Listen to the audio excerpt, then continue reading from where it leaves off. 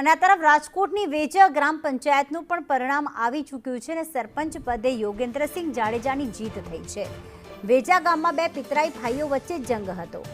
લકીરા સિંહ છેલ્લા 25 વર્ષથી સરપંચ હતા, પરંતુ આ વખતે તેમના પિતરાઈ ભાઈ જે ઊભા હતા ચૂંટણીમાં સરપંચ પદે તેમની જીત થઈ। પહેલા અમારે જૂની બોડીનું અમે ગામ લોકો દ્વારા રાજીનામું લેવામાં આવ્યું હતું, તો જેના હિસાબે અમારે મધ્ય સત્ર ચૂંટણી યોજવાની ફરજ પડી હતી।